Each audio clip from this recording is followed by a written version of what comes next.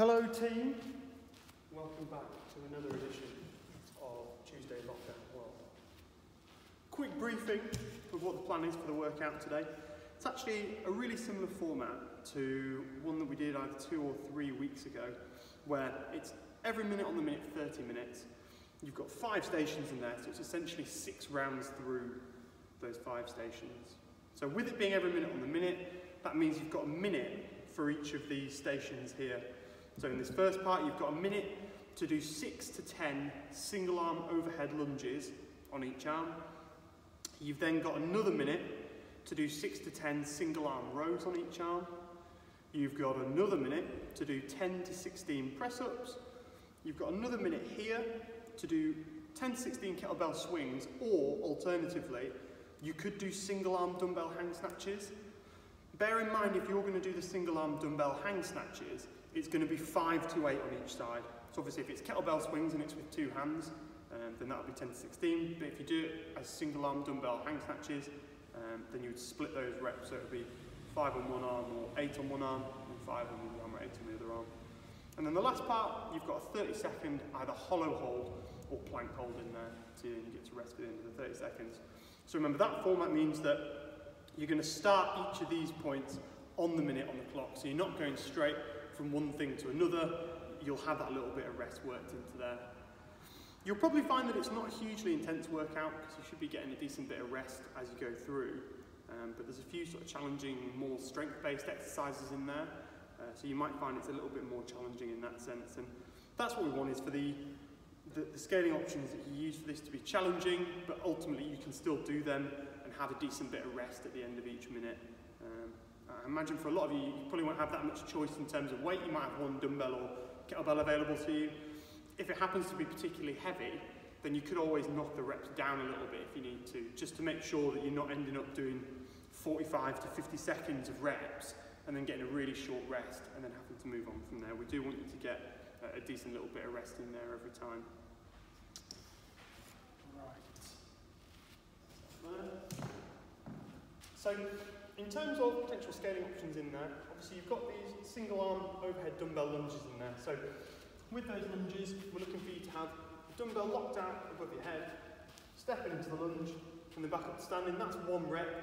So you'll do 6 to 10 reps on one side, and then you'll swap hands and do 6 to 10 reps on the other side as well. If you do struggle with that overhead position at all, you could always change it so that you have the dumbbell just in front of you like that. So you're still doing your lunges, but you've changed the position away, or you could potentially hold the weight by your side as well. It sort of depends how heavy the weight is for you and how comfortable you are with that overhead position. If you do struggle with the overhead position, then you might find them fairly challenging with a heavy weight. So just factor that in when you're choosing what variation to use. But if you can, try and do them as an overhead variation, because they're a good challenge for the shoulders and for the legs. In terms of the actual lunge itself, same as normal, we just want to make sure that you stay nice and upright. So when I'm in this position, the dumbbell is directly above me as much as it can be, so I've got right angles through my legs, nice and upright through my body, and the weight can just sit on top of me then. You've got the single arm rows that come up after that. So remember, again, your 6 to 10 reps is 6 to 10 on each side. So you can set up in a split position like this, and I'll do 6 reps on this side, and then I can swap over and do the same thing on the other side. Just a reminder, technique-wise with these, the big thing we want to see is movement from the back of the shoulder. So when I do the pull, I pull and squeeze my shoulder back. I'm not pulling into a position where my shoulder stays rolled forward.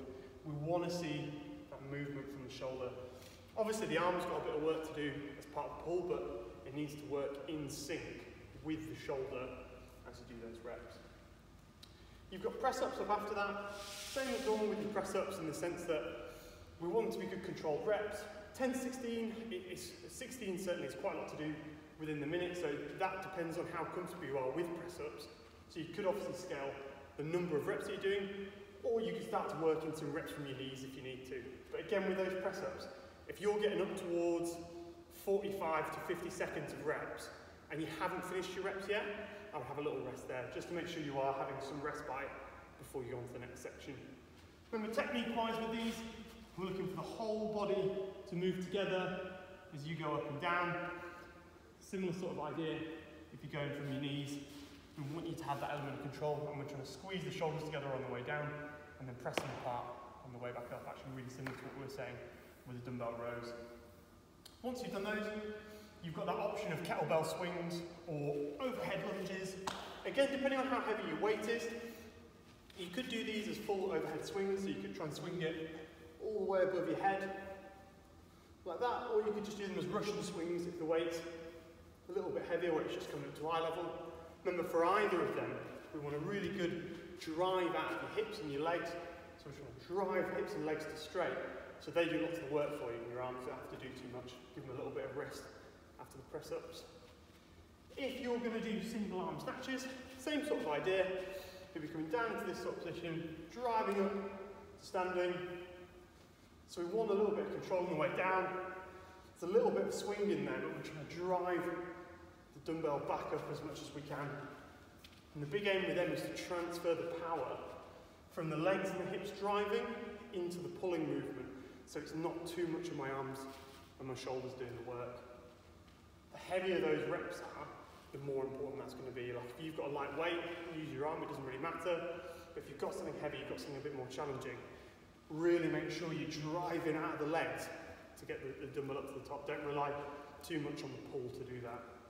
And remember, if you're doing those single arm reps, it's going to be 5 to 8 on each arm with them.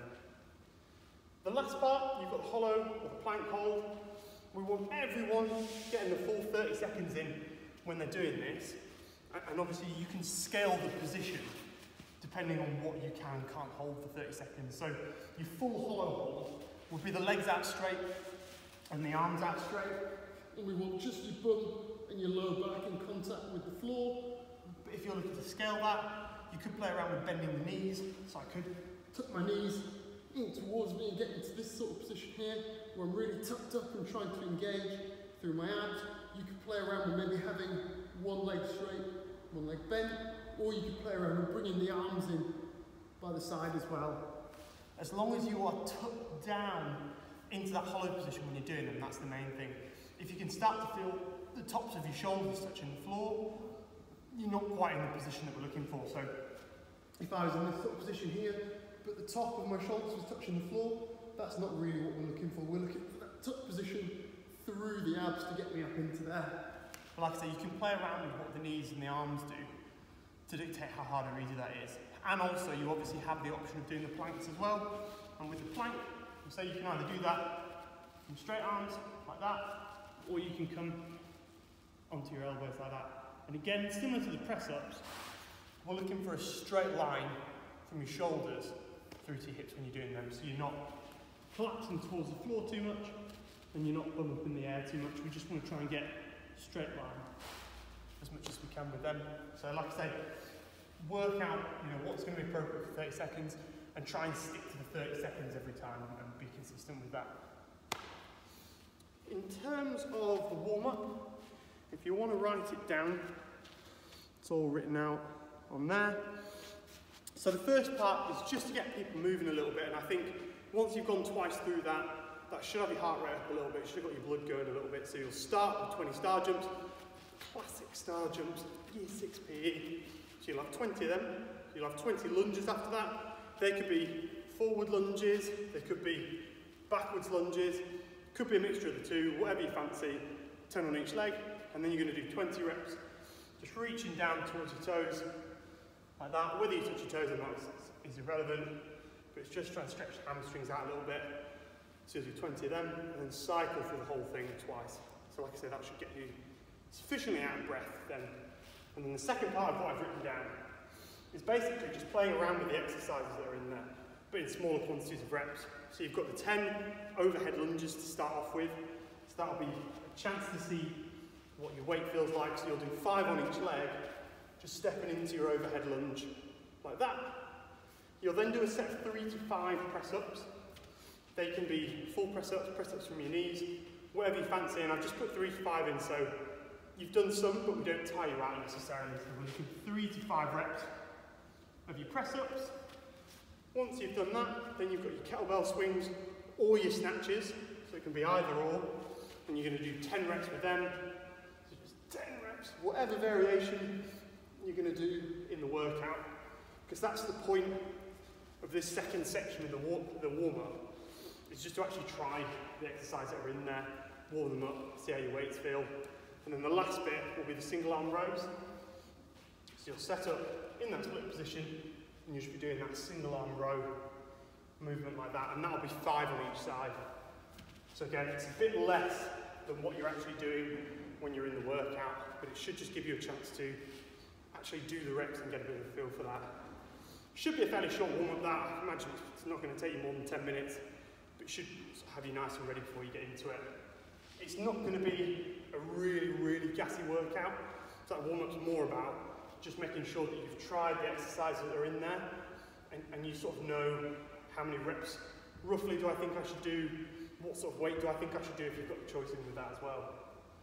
As always with these workouts, if you've got any more specific questions about scaling or the setup for it or anything, please ask me or one of the other coaches, and we can give you more specific guidance beyond the more general stuff that I've gone through today.